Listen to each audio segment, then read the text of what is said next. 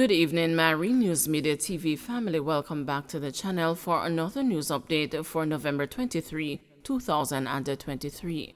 And in the news this evening, police woman among three accidentally shot by beryllium guard. A police woman was among three people that were reportedly shot at the National Commercial Bank in Portmore, St. Catherine on Thursday morning after a gun belonging to a member of a beryllium security team accidentally discharged.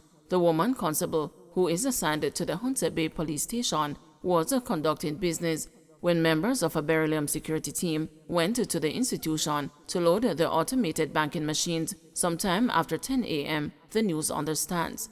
It is reported that one of the guards accidentally discharged his weapon, hitting the three customers who were standing in front of the bank. The police officer was shot in the left forearm, while others were hit in the legs. They were rushed to the Spanish Town Hospital for treatment. Man shot during alleged tussle with a cop in Westmoreland. A man was shot during an alleged tussle with a policeman on Beckford Street in Savannah Lamar, Westmoreland on Wednesday afternoon. The man, who has since been hospitalized under police guard, was reportedly shot after he attempted to take the cop's gun, the news understands. Reports are that around 2:30 p.m., a police team on foot patrol observed the two men fighting and intervened. The now injured man, who was armed with a stone and a piece of board, was instructed by one of the policemen to drop them, but he did not comply. The man, it was reported, threatened to hit the cops if they tried to apprehend him. He then allegedly attempted to throw the stone at the team of policemen, and one grabbed onto him and tried to subdue him. This resulted in a tussle between the man and the cop. It is alleged that during the tussle, both the men fell to the ground and the policeman's gun fell from its holster. The cop retrieved it and the man reportedly attempted to get control of the firearm. Another tussle ensued and a round was discharged from the cop's weapon. Another policeman reportedly used his baton to strike the man's right leg to subdue him. He was subsequently restrained and transported to hospital, where he was treated for a wound to his right leg and admitted. The cop with whom he had the tussle was treated for minor injuries. Police launch a probe following arrest of three men, seizure of firearms on Marcus Garvey Drive. The police have launched a cross-divisional investigation involving the West Kingston and the St. Andrews South Police Divisions after three men, one of whom is considered to be a known producer of violence, were apprehended Thursday morning on Marcus Garvey Drive in Kingston. A police source stated that, acting on information, officers intercepted the vehicle in which the men were traveling. A search of the motor vehicle resulted in the seizure of two firearms. The vehicle was also seized. The identities of the men are being withheld pending investigation, the police said. Manhunt launched as 10 gunmen evade police during supermarket break-in attempt in Spalding. Police in Manchester have launched a manhunt in search of a group of gunmen following a shootout during an attempted break-in at a supermarket in Spalding on Thursday morning. A police source told the news that about 3 a.m., 10 armed men traveling in at least 3 cars attempted to break into the establishment located close to the Manchester-Clarendon border. The police were reportedly met with heavy gunfire when they responded to the break-in, and the shootout ensued. The gunmen managed to escape and reportedly abandoned 2 motorcars at Walderston and the Spring Ground. The police said one of the vehicles was reported stolen. There were no reports of injuries to any member of the police team. Petrojam says that men apprehended by police not employed to the company.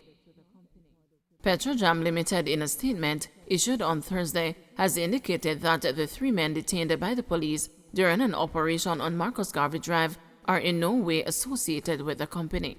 Petrojam, who says it remains committed to ensuring the safety and the security of its employees, said the men were not employed or contracted by them.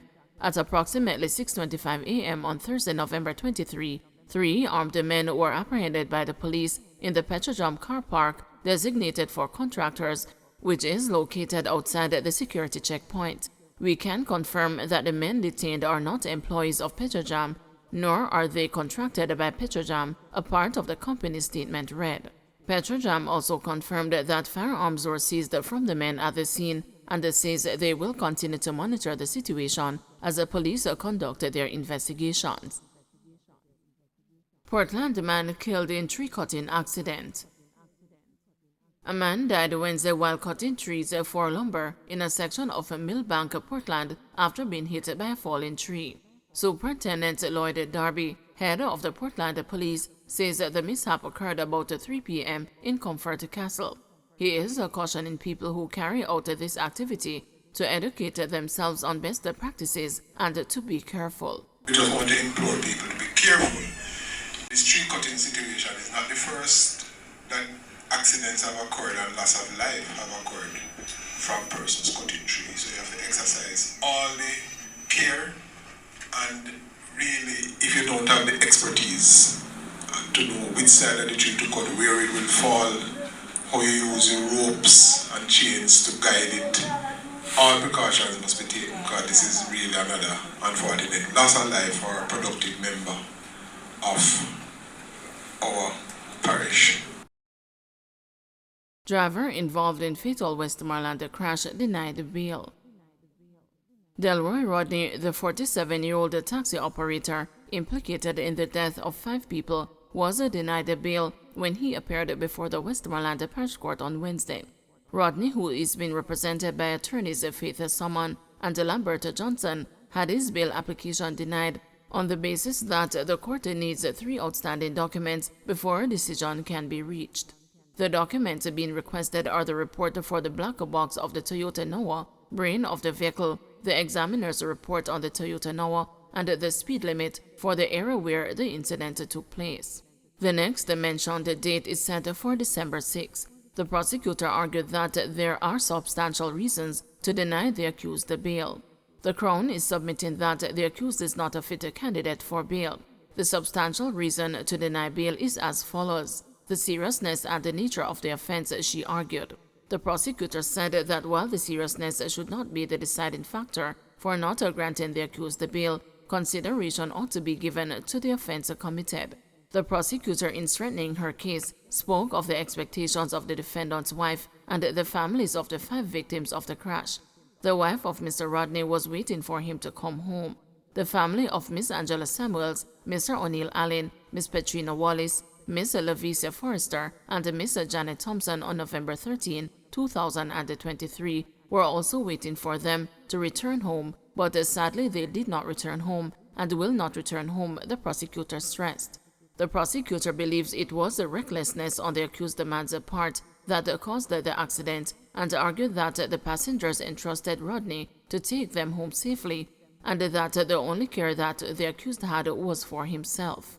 The Crown is submitting that the only care that Mr. Rodney would have exercised was a care for himself, and hence the reason why the passenger who sat directly behind him is still alive, the prosecutor noted.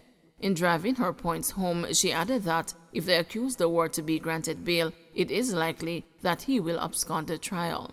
The prosecutor then made reference to the day of the incident, noting that the officer said when he arrived on the scene, the accused was not there. However, Rodney's defense attorney Lambert Johnson asked the investigating officer to confirm that arrangements were made on the evening of the accident to have the accused in custody. I would wish for Sergeant Sharrier to answer to whether or not the same evening the counsel made a contact with him in relation to Delroy Rodney for arrangements to take him in. Johnson questioned the investigating officer, to which he replied, "Yes, Your Honor, she did a call in response to Mr. Rodney." Johnson also questioned one of the submissions from the prosecutor, who said, as a man of God, Rodney should have stayed on the scene and rendered assistance, given that he was not physically handicapped by the accident. When persons are involved in accidents, they take a temporary flight of their common sense. What should I do? So to suggest that as a man of God, Mr. Rodney was heartless and did not rescue the injured passengers is a bit too much. That cannot be the ground of foundation for objection to bail. We know that persons have lost their beloved, and we sympathize, so we are not insensible and insensitive to the grief that is being experienced. We cannot. But the principal issue to be considered by the court is Mr. Rodney a flight risk, Johnson reasoned. Johnson also objected to the prosecutor's use of the word overtake, noting that in none of the statements was it ever said that Rodney was overtaken, but instead swerved to the right. He said the other survivor, along with the driver, said that the accused was not speeding. The last witness from the vehicle, who has given a statement, said Mr. Rodney was not driving fast while on the way from Savannah Lamar, Johnson revealed. In denying bail, Senior Parish Judge Steve Walters said he takes an interest in the black box and the examiner's report of the Toyota Noah. As it is stipulated, there are reasons for bail to be denied.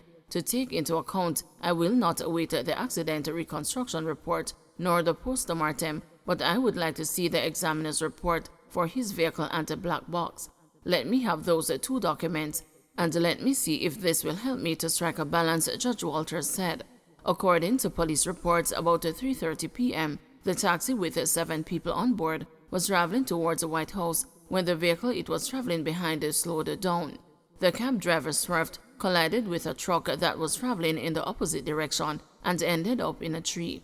3 of the occupants of the Noah died on the scene, while the 2 that were transported to hospital succumbed to their injuries on Monday night.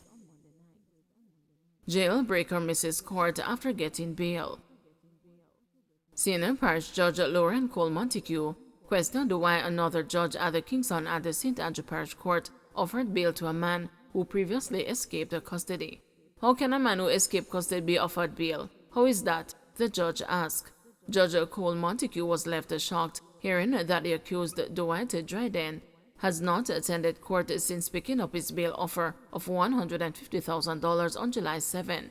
Dryden is alleged to have visited the apartment complex of the complainant, an assistant commissioner of police, and attempted to steal his vehicle on March 14 at 2 a.m. Dryden was captured and taken into custody at the Constant Spring police station, where he allegedly attempted to bribe 2 investigators to make something go on for $2 million. The offer was reportedly ignored. However, sometime after 4:30 a.m., during self-searches, Dryden was not seen in the police station. On March 24, Dryden was apprehended at the Norman Manley International Airport attempting to board a flight. He was then taken into custody at the Spanish Town police station in St. Catherine. He was later charged with attempted larceny of motor vehicle and escaping custody. The attempted larceny matter was dealt with at the Supreme Court, and the escaping custody matter transferred to the corporate area court, where he was offered a bail. However, he has not attended the court since. Let me make a note. Bench warrant to issue and excrete the bond, the judge noted.